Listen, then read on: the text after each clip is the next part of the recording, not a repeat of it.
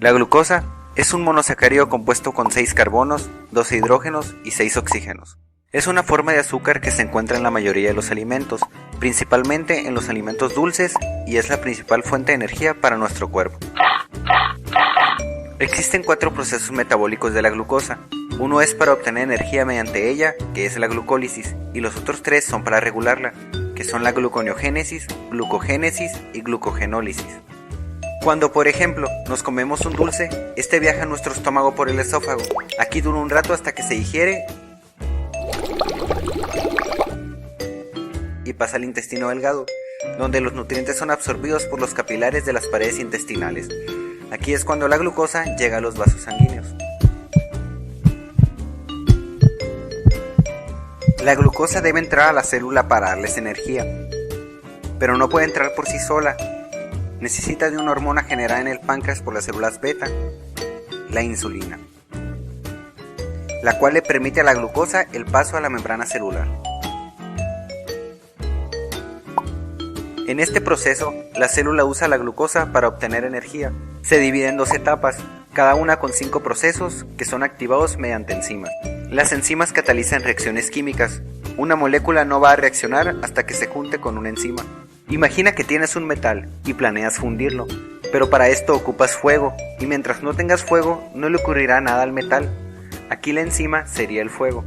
La glucólisis comienza fosforilando a la glucosa, esto es, quitarle un grupo fosfato a una adenina trifosfato, con sus siglas ATP, convirtiéndolo en adenina difosfato, con sus siglas ADP, para agregárselo a la glucosa, y se desprende un ion hidrógeno de la molécula, convirtiéndole en glucosa 6-fosfato, ya que el grupo fosfato está ubicado en el 6º carbono.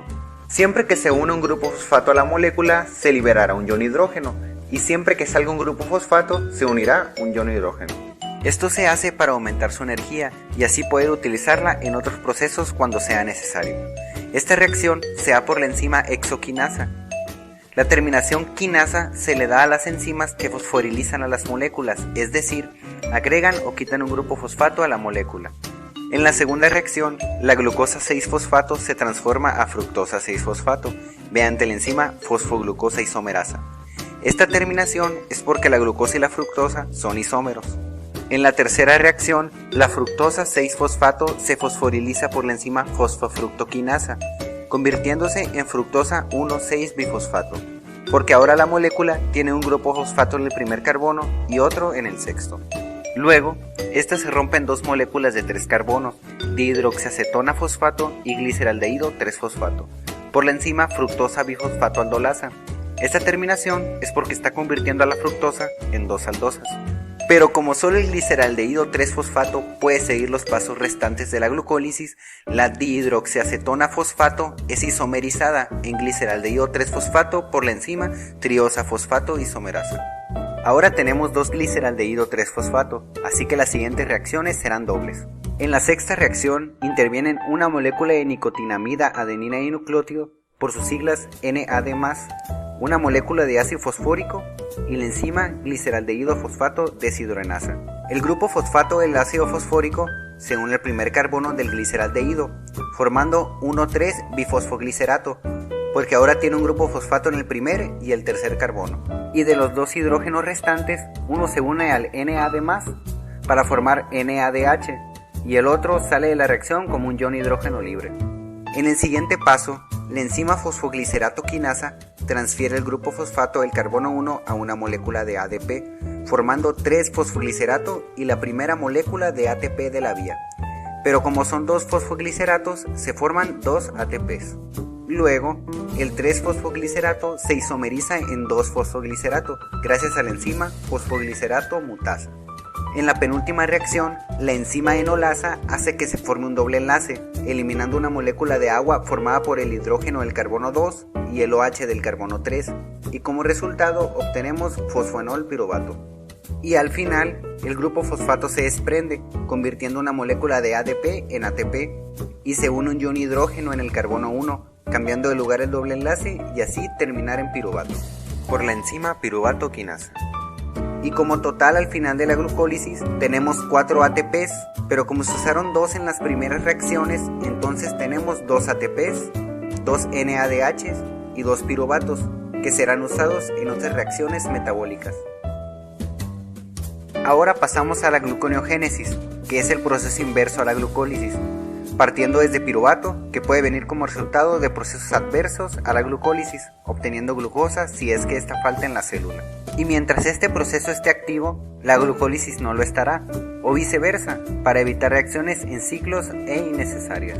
En la primera reacción de la gluconeogénesis entra un ATP, al que se le separa un grupo fosfato, convirtiéndose en ADP, y una molécula de bicarbonato que se separa en una molécula de dióxido de carbono, que se unirá al piruvato para formar oxalacetato, y en una molécula de hidroxilo, que se unirá al grupo fosfato formando fósforo inorgánico, todo catalizado por la enzima piruvato carboxilasa. Después, el oxalacetato se fosforiliza por una guanosina trifosfato, con sus siglas GTP, convirtiéndose en GDP, y se libera un dióxido de carbono y un ion hidrógeno, convirtiéndose en fosfoenol piruvato, mediante la enzima fosfoenol piruvato carboxiquinasa. Cabe destacar que el GTP tiene casi la misma cantidad de energía que el ATP. Y a partir de aquí ocurren los procesos inversos de la glucólisis.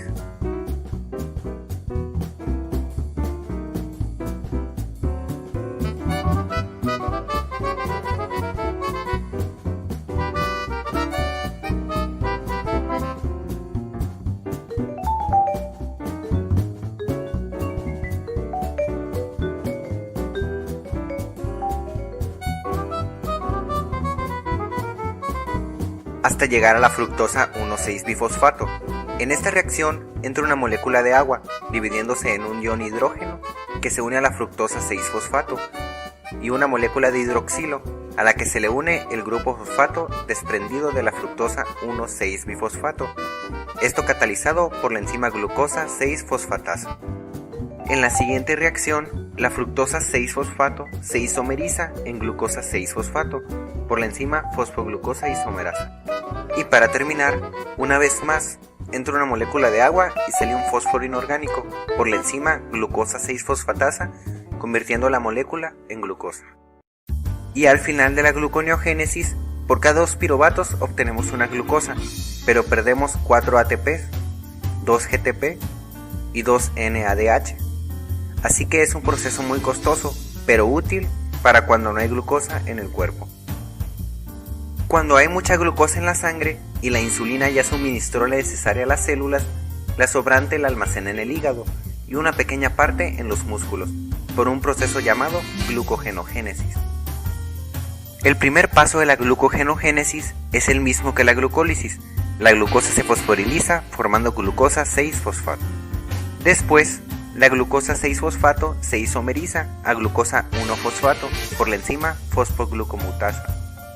En el tercer paso, entra a la reacción un uridín 5-trifosfato, con sus siglas UTP, que se divide en un uridín fosfato, que se une al fosfato de la glucosa, convirtiendo la glucosa en uridín difosfato glucosa, y en 2 fósforos inorgánicos que salen de la reacción.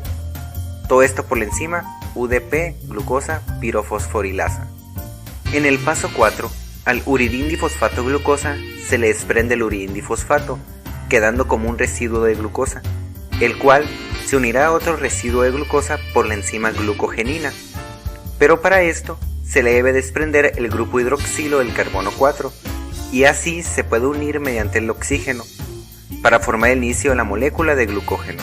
Y una vez que ya se unieron las primeras glucosas, la glucogenina ya no es necesaria, así que se desprende de la molécula. Así que del glucógeno, al que se le irán sumando más residuos de glucosa de la misma manera, siempre por enlaces alfa 1,4.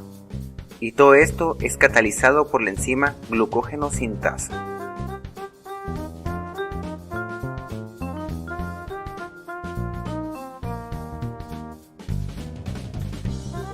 Ya que hay muchas glucosas en la cadena principal, se ramifica mediante enlaces alfa 1,6 por la enzima ramificante.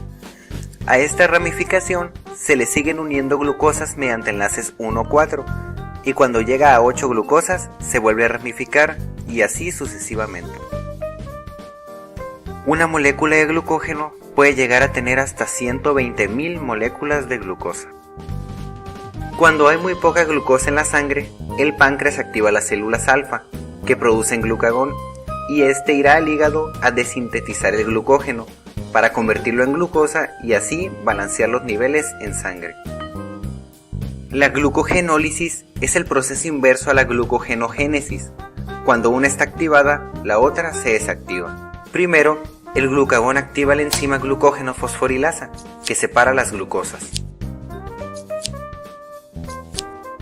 y añade un grupo fosfato a cada una de ellas, convirtiéndolas en glucosa 1-fosfato, moléculas que veremos más adelante.